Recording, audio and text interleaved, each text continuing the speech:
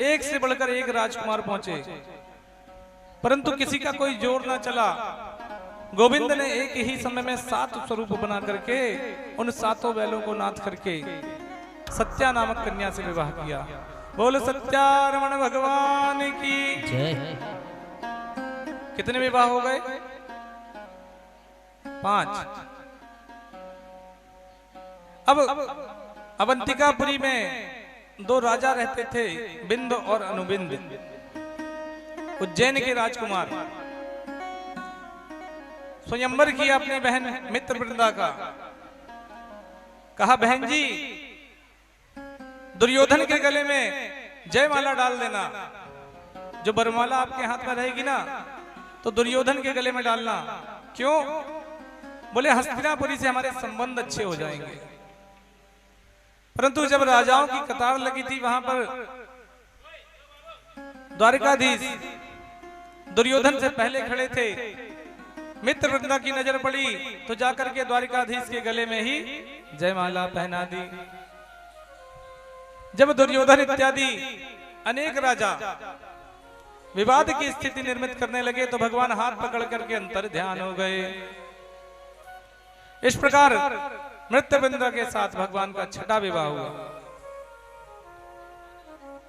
अब मध्य प्रदेश की रानी कैकई, मध्य प्रदेश नहीं मध्य प्रदेश की रानी है कैकेय।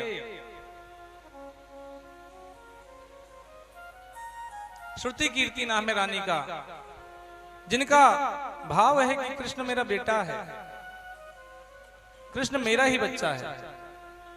परंतु मानने से थोड़ी होता है। क्या किया जाए, किस प्रकार अपना बेटा बनाया जाए कृष्ण को? तो एक बेटी है महारानी की,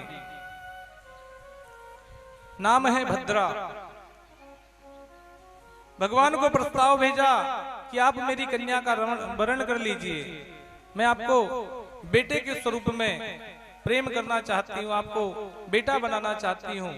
भगवान ने प्रणय निवेदन स्वीकार किया और 7वें विवाह के स्वरूप में भद्रा के साथ विवाह किया। आखिर दामाद भी तो बेटा ही होता है। प्रेम से बोलो जय श्री राधे। अब 8वां विवाह भगवान ने जल में प्रतिबिंब देखकर एक मछली की आंख में लक्ष्य भेजना था, तो भगवान ने उस लक्ष्य को भेद करके लक्ष्मणा के साथ 8वां विवाह किया। इस प्रकार भगवान के कुल कितने विवाह हुए? 8। सुखदेव जी कहते हैं राजन, भगवान की ये जो 8 विवाह हुए ना, ये कोई और नहीं है। बोले ये लक्ष्मी मैया के ही 8 स्वरूप हैं। कितने स्वरूप? अष्टलक्ष्मी होती है ना, उन्हीं के 8 स्वरूप हैं। और लक्ष्मी सदा सर्वदा नारायण की थी, नारायण की है और नारायण की ही रहेंगी। देखो शिशुपाल बड़ा सज धज के बारात लेकर के दूल्हा बन करके आया, परंतु लक्ष्मी तो नारायण की है ना। जोर जबरदस्ती से कोई लक्ष्मी को यदि वरण करना चाहे तो संभव ही नहीं है। लक्ष्मी से एक ही संबंध बना लो, या तो मां का और या तो पुत्री का। और पुत्री जब सयानी हो जाए, जब लक्ष्मी आपके पास खूब बढ़ जाए, तो उसे एक सुंदर सुयोग्य वर खोज करके उसके साथ उसका विवाह करा देना चाहिए। क्यों? क्योंकि जो धन होता है, जो लक्ष्मी होता है, लक्ष्मी होती है, उसके 3 स्वरूप होते हैं। या तो आप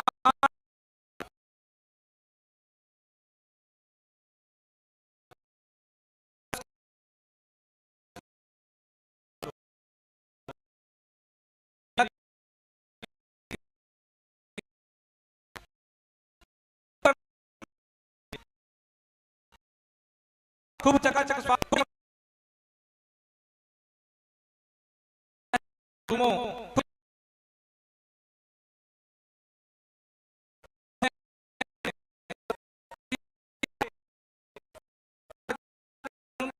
तो जहां का तहां रहे और पहुंच जाएंगे। प्रेम से बोले योग्य हो जाए या नहीं हो जाए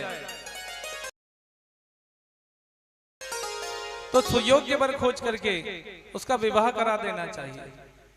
और यदि हम इसमें देर करते हैं ना तो निश्चित बात है कि कन्या फिर अपने मन से विवाह कर लेती है, और जब अपने मन से विवाह करती है तो यह पक्की बात है कि आपका मान सम्मान यश कीर्ति सब धूमिल हो जाती है।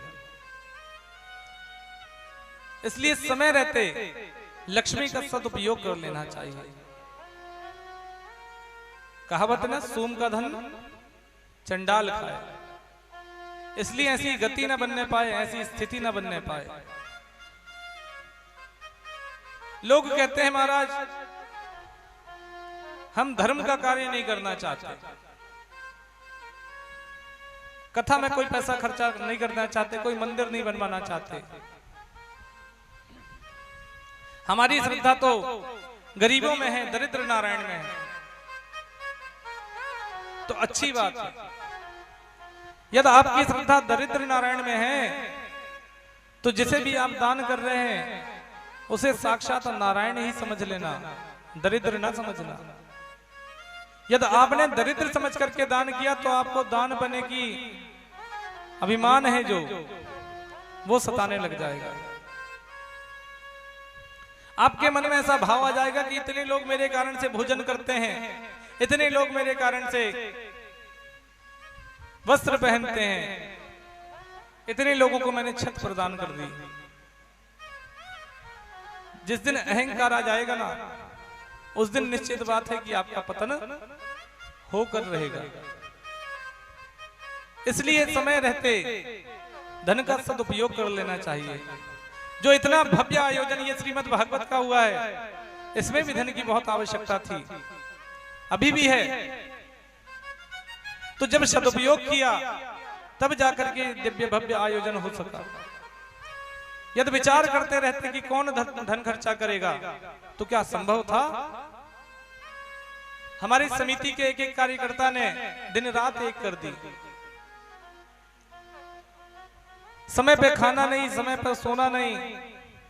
जब इतने प्रयास किए तब जाकर के यह कार्यक्रम इतना भव्यता को प्राप्त कर सका।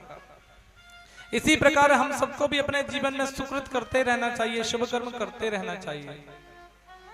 आज वैशाख मास की पूर्णिमा है। वैशाख महात्मा की कथा कहती है कि आज के दिन दिया हुआ जो दान होता है ना ये 21 पीढ़ियों को ताड़ देता है। कितनी? 21 पीढ़ियों। 7 वर्तमान की, जो 7 पीढ़ियां अभी आपकी है ना